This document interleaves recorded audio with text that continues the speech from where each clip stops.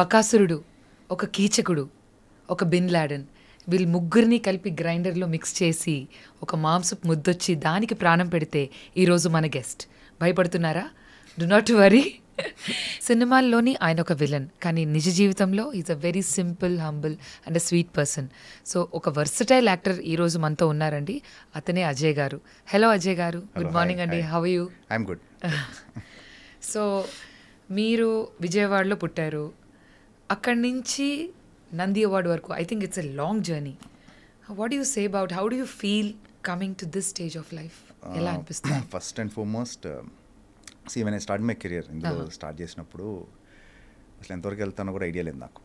అసలు నేను సినిమాలో I was not particularly interested also at that point of time start అయినప్పుడు. సో అది దాని ముందు ఏం చేశానంటే డాడీ ఇంజనీర్ జాయిన్ చేయించారు, అది చేయలేదు నేను. సో మెనీ అంటే దాని తర్వాత ఇంకోటి ఏదో అని ఐసీడబ్ల్యూ అని అవన్నీ అన్నీ కూడా మానేశాను నేను. సరే ఇంకా ఎక్కడో సమ్వేర్ ఇక్కడ లాంగ్ టర్మ్ కోచింగ్ తీసుకునేటప్పుడు ఇక్కడ హైదరాబాద్లో రోడ్ నెంబర్ 17 ఇక్కడ జూబ్లీస్లో ఉండేది కాలేజ్ నాది. చుట్టుపక్కల బాగా షూటింగ్స్ జరుగుతూ ఉండే. సో ఎక్కడో somewhere I got attracted for the attention the actors are getting, అంటే ఆ గొడుగు పట్టుకోవడం. సో అంటే at that point of time ఉంటుంది కదా when you are in like you know somewhere around 16, 17. They treated very well. I thought బాగా treat చేస్తున్నారు కదా, వెళ్ళి బాగుంది, బాగా సినిమాలు చూసేవాడిని. So suddenly I got interest. దానికి తోడు దాని తర్వాత ఇంజనీరింగ్ మానేయటంతో యాక్టర్ అవుతానని చెప్పాను మా ఫాదర్కి. సో అఫ్కోర్స్ ఒప్పుకోరు, యాక్టర్ అవుతానంటే ఎవరు ఒప్పుకుంటారు? అంటే కలెక్టర్ అవుతాను, ఐఏఎస్లా కాదు కదా. సో వెంటనే యాక్టర్ అవుతానంటే ఈ వాజ్ కొంచెం రిలక్టెంట్గానే ఉన్నారు. బట్ లేటర్ నేను మధు ఫిల్మ్ ఇన్స్టిట్యూట్ జాయిన్ అయ్యి తర్వాత I was lucky enough actually. ఒక రకంగా నేను ఇన్స్టిట్యూట్ చేస్తున్నప్పుడే నాకు ఖుషి వచ్చింది. కౌరవుడ్ అనే ఫస్ట్ ఫిలిం చేశాను నాగేంద్ర బాబు గారిది. ఖుషి అన్నీ కూడా నా ఇన్స్టిట్యూట్ జరుగుతున్నప్పుడే వచ్చాయి. ఐ బికేమ్ సీరియస్ ఆఫ్టర్ విక్రమార్కుడు. అప్పటి వరకు నేను కెరియర్గా దీన్ని పెట్టుకోవచ్చు, అంటే కెరియర్గా తీసుకోవచ్చు బికాస్ ఆఫ్ ద అన్ప్రెడిక్టబిలిటీ ఏదని అనుకోవచ్చు. So after Vikramarkudu I became serious and continue అయిపోయింది. అస్సలు ఊహించలేదు, అంటే never expected to be around for so long. Films ఎక్కువ చూస్తూ ఉండేవారు? సినిమాలు బాగా చూసేవాడిని, సినిమా ఇంట్రెస్ట్ బాగుండేది. హూ వాజ్ యువర్ ఇష్టమైన యాక్టర్ గాని? నాకు బాలకృష్ణ గారు ఇష్టం ఫస్ట్ నుంచి కూడా. రైట్ ఫ్రమ్ బిగినింగ్ నా బాలకృష్ణ గారు అంటే ఇష్టం. సో అదే విజయవాడ ఇంటర్ చదువుతున్నప్పుడు హాస్టల్ నుంచి ఆ గోడలు దూకి సినిమాలు చూడటం అందరు పాస్ అయ్యారు. విలన్ ఎవరైనా ఉండేవారా? నాకు ఎప్పుడు ఫస్ట్ నుంచి కూడా అమరీష్ పురి, స్టార్ట్ ఫ్రమ్ అమరీష్ పురి గారు, మోహన్ బాబు గారు, ఇంకా అంతకన్నా లెజెండ్స్ వాళ్ళు. సో ఇప్పుడు మీరు చాలా మూవీస్ చేస్తున్నారు వివిధ లాంగ్వేజెస్లో కూడా.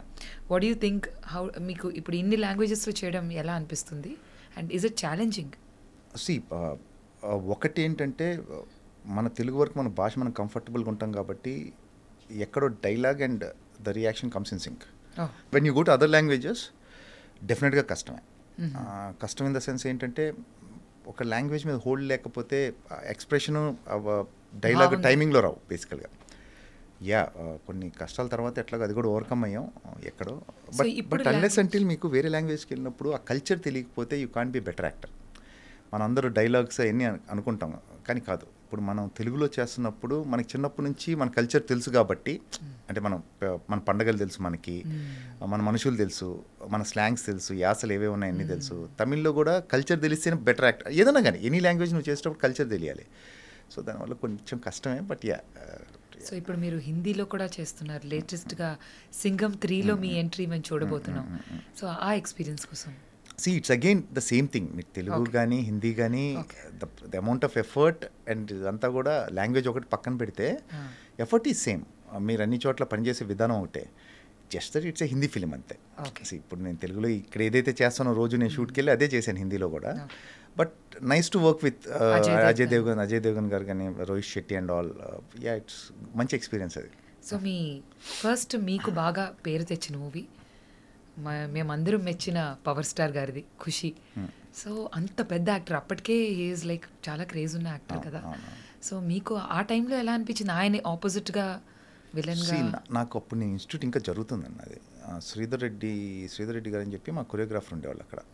సో ఆయన అప్పుడు పవన్ క్రియేటివ్ ఆర్ట్స్లో పనిచేస్తూ ఉండేవాళ్ళు కళ్యాణ్ గారి దగ్గర. సో సెలక్షన్స్ అంటే వెళ్ళాం యాక్చువల్లీ ఒక 20-30 మెంబర్స్ వెళ్ళి ఉంటాం. అక్కడ ఒక 8 to 9 మెంబర్స్ ఉంటాం ఆ సీన్లో. కాకపోతే వెళ్ళటానికి మటుకు 20-30 మెంబర్స్ వెళ్ళాం. వెళ్తే ఆయన అది కళ్యాణ్ గారు డైరెక్ట్ చేశారు. అది ఆ scene completely directed by Kalyan గారు. పీసీ గారు కెమెరామెన్ అప్పుడు. లక్కీ ఎనఫ్ పీసీ గారితో వర్క్ చేయడం ఫస్ట్ ఫిల్మ్. కళ్యాణ్ గారు ఆయనే డైరెక్ట్ చేశారు ఆ సీన్ అంతా. అప్పుడు తెలియదండి దాని వాల్యూ. కళ్యాణ్ గారు, వీ నో దట్ కళ్యాణ్ గారు ఈజ్ ఎ బిగ్ స్టార్, అందులో డౌట్ లేదు. అప్పటికే ఆయన తొలి ప్రేమ అన్ని ఆయన సినిమాలు చూస్తూనే ఉన్నాం, హ్యూజ్ స్టార్ ఆయన అప్పటికే. కాకపోతే నా ఉద్దేశం ఏంటంటే యాజ్ ఎ బిగినర్ నాకున్న ఇదేంటంటే ఒక సీనే కదా ఏంటిది అని ఫీలింగ్ నాకు పర్సనల్గా. అంటే మిస్కన్సెప్షన్ ఎలా ఉంటుందంటే మనం ఇన్స్టిట్యూట్ చేసాం రాగానే మనం ఏదో పట్టుకెళ్ళి మెయిన్ విల్ని ఇచ్చేయాలి ఇలా ఉంటాయి, అంటే ఆ పర్టికులర్ ఏజ్ దాంట్లో. బట్ దాని వాల్యూ నాకు రిలీజ్ అయినతో తెలిసింది. నేను ఎక్కడో చార్మినార్ దగ్గర ఒక టీ షాప్ ఉంటుంది, ఇరానీ కెఫేకి వెళ్తే 3-4 మెంబర్స్ డబ్బులు తీసుకోలేదు, just because I was part of Kushi. అది హైదరాబాద్ బేస్డ్ సీన్ బాగా, అంటే కండాలా కాయకూరే గండిపేట జాయింగే, సో వెరీ టిపికల్ హైదరాబాద్ దాంట్లో ఉంటుంది, స్లాంగ్లో ఉంటుంది అది. సో ఐ ఫెల్ట్ అంటే ఒక బిజినెస్ చేసే వ్యక్తి డబ్బులు తీసుకోవట్లేదంటే imagine how big star Kalyan garu is. అతను రోజు చేసుకునే వ్యాపారం అది యాక్చువల్లీ. మనీ కూడా తీసుకోలేదు just because I'm part of Kushi. Imagine చేయండి అసలు హౌ బిగ్ ఇట్ ఈస్. నాకంటే దట్స్ వెన్ ఐ రియలైజ్డ్ ఏంటి అంటే రికగ్నిషన్ ఏంటి, ఫస్ట్ టైం గుర్తుపడుతున్నారు. డబ్బులు వదులుకోవడం చాలా పెద్ద విషయం. మీకు అర్థమైందా? ఏదో మీ సినిమాలు బాగా చేస్తారు లేకపోతే మీరు బాగున్నారు ఆ సినిమాలో, అంతవరకు ఓకే. ఒక బిజినెస్ చేసుకునే వ్యక్తి డబ్బులు వదులుకోవడం something big, just because I'm part of that film, అంతే కదా, గుర్తుపెట్టారు కాబట్టే. So how old were you అప్పుడు అండి?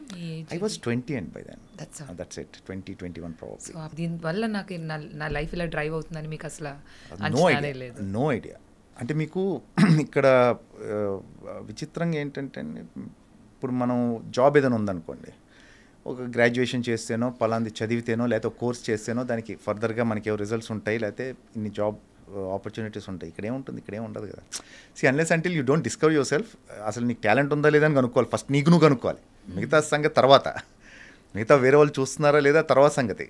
ఎందుకంటే ఎవ్రీవన్ హ్యాస్ దేర్ పనులు ఉంటే ఫస్ట్ నీకు తెలియాలి అసలు నీకు టాలెంట్ ఉందా, నీకు పొటెన్షియల్ ఉందా, నువ్వు రియలైజ్ అవ్వాలి. వన్స్ యూ రియలైజ్ దట్, దాని తర్వాత ఏమవుతుందంటే ఆపర్చునిటీ రావాలి. సరే ఆపర్చునిటీ వచ్చింది అనుకుంటే చేసేసాం మనం, అది డైరెక్టర్ నచ్చాలి, అది ఎడిటింగ్లో ఉండాలి. So it has to come, రావాలి మళ్ళీ. నేను ఒక ఫిలిం చేశాను అప్పట్లో, ఒక రాజు ఒక రాణి అని చెప్పి రవితేజ గారి film. There's a one small sequence, bikes ఒకటి ఉంటుంది, యోగి గారు డైరెక్టర్. నేను సత్యం థియేటర్ ఫ్రెండ్స్ని కూడా తీసుకెళ్ళాను. సో సినిమా చూస్తున్నాం, అప్పుడే కొత్త కదా, సో సినిమా చూస్తున్నాం, అందరిని పట్టుకెళ్ళి కూర్చొని నా సీన్ కోసం వెయిట్ చేస్తాను. ఇట్ నెవర్ కేమ్, ఎడిట్లో పోయింది. Then I realized, it's not that మనం చేస్తే కాదు, there are so many things after that. అది ఎడిట్లో ఉండాలి, తర్వాత మనకి అంటే ఎన్ నెంబర్ ఆఫ్ థింగ్స్ కలిస్తే కానీ ఒక యాక్టర్ పేరు రాదు. So fortunate enough, part of good films, work with good directors. So అన్నీ కలిసి రావాలి, చాలా కలిసి రావాలి. Talent has alternate, talent has option. మీకు టాలెంట్ బోల్డ్ మంది ఉన్నారు, అసలు ఒకళ్ళిద్దరు కాదు. నేను ఎప్పుడైతే keep on telling that, talent చాలా ఆప్షన్స్ ఉంటాయి. Your relations, your behaviour, your attitude means a lot, అంతే. గ్రేట్. అయితే మీరు చెప్పిన మాట అయితే అన్నిట్లో వర్తిస్తుందని ఎవ్రీవేర్. ప్రొఫెషన్ మైట్ బి అటు ఇటు డిఫరెంట్ ఉండొచ్చు కానీ it's all the same. So